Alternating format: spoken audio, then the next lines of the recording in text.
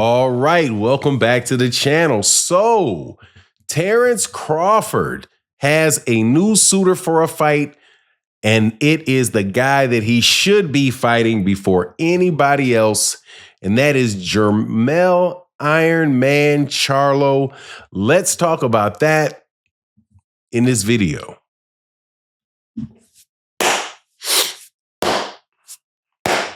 All right, welcome back to the channel. It's your boy Fanon, and in this video, we're going to be in the 154-pound division where the king of the division has spoken and says that he wants to fight the imposter in charge, Terence Bud Crawford. Let's talk about what Jermell Charlo and Terence Crawford, the fight that really should be made at 154 pounds. Let's talk about what's being said about that in this video.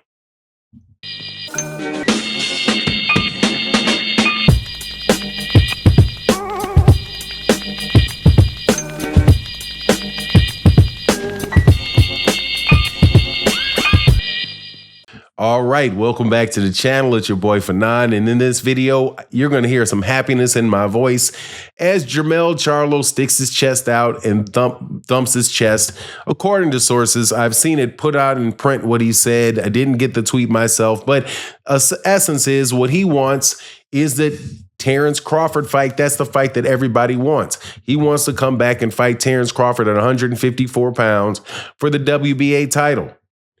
A WBA title that was his at one time, just like the WBO was his at one time, the IBF was his, and the WBC was his, because he's the undisputed champion at 154 pounds, and he has not lost yet. Now, before I get into the details, let me welcome you back to the channel. If you're new to the channel, please hit that subscribe button, and thank you for chopping it up with me. Thank you to everybody that supports and the super thanks. This is going to be a fun video because this is a fight that I want to see. Do you remember after Errol Spence Jr. and Terence Crawford fight, that the drumming that Terence Crawford gave Errol Spence Jr.? Truly sad moment in my life. God, dog, that hurt. But the better man win. The better man won. You suck it up. You move on. Terence Crawford proved that he was the better fighter. Moves to 154. Wins a title at 154. Now he's out looking for a fight with Canelo Alvarez. That Canelo Alvarez fight, from my vantage point, is probably not going to happen. I think that DAZN and Turkey Al-Sheikh gets to announcing some stuff that winds up not coming to fruition every once in a while. This fight between Canelo and Terence Crawford, I think, is going to be one of those. But hey, if it happens, man, God bless Terence Crawford. God bless Canelo Alvarez. I'll definitely watch. But there are different fights that I want for each one of them if I had to pick first. Obviously, the fight for Canelo Alvarez that I would pick would be David Benavidez, or at the very least, the winner of David Benavidez and David Morrell when those guys fight in very short order. The other fight that I want to see was the fight that Terence Crawford was talking about making right after he beat Errol Spence and got out the ring pointing at Jermell Charlo. Jermell Charlo is the king of 154. I will maintain that. The reason that I say that is because he was the guy that won all of the belts and nobody has beaten him. I thought that the IBF, who was the first person to strip him? I think it was the WBO. I thought the WBO stripping him right after he won the title, I thought that was unfair. However, Jermell did I do think that he did bask in the money from that really big payday for a while, so he's been out of the ring for a while. I don't have a problem with the other ones, put him in recess and all of that. But at the end of the day, he's still the man at 154 pounds. Yes, he lost to Canelo up at 168 pounds. Didn't acquit himself the best, kind of ran around the ring, but still, people's impression of what happened in a fight between Canelo and Jermell shouldn't say anything about what goes on 2 weight classes down. There's a fighter that is many people think is the greatest light heavyweight champion ever, Bob the Sheriff Foster. Bob Foster moved up to heavyweight, lost, got beat up by Muhammad Ali. I think he got stopped by Ali, and I think he also got stopped by Frazier. But what did he do? pop right back down to 175 where he was the king of the show. He just went up 2 weight classes to get a paycheck to see what he can do. He got checked, knocked out, and sent back. Still the champion in that division, and still goes down as one of the greatest light heavyweights, if not the greatest light heavyweight of all time. I don't see why Jermell Charlo can't get some of the same grace. In fact, it seemed like the WBO at 154 pounds does everything they can do to prevent a PBC fighter from getting that belt. But regardless, that is the fight that I want to see for Terence Crawford. I think it's a good fight.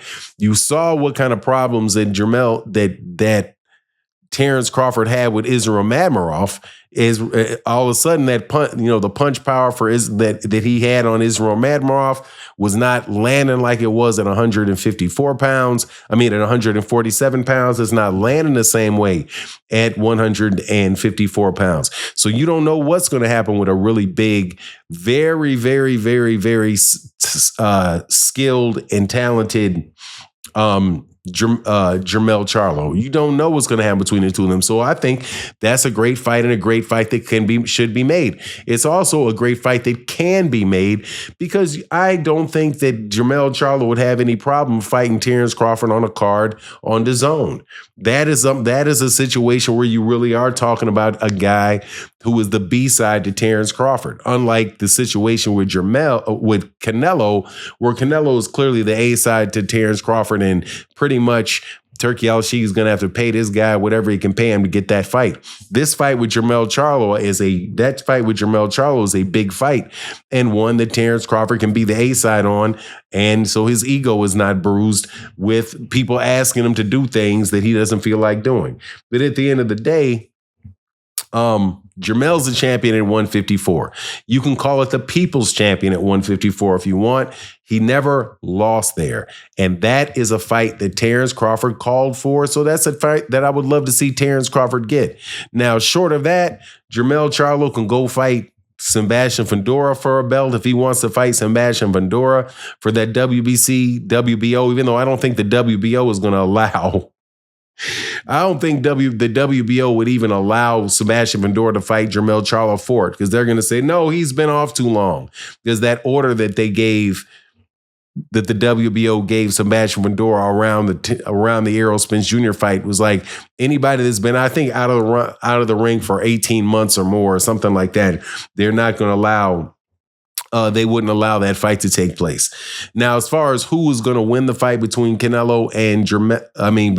Terence Crawford and Jermell Charlo, I would lean towards Terence Crawford. However, after seeing him in there with Madrimov, I don't know, man. That big boy looked like he caused him some problems, and Jermell Charlo, at least the last time I checked, and looked like he was bigger than Israel Madmirov. Now, I don't want to make it seem like I believe that Madmirov won that fight.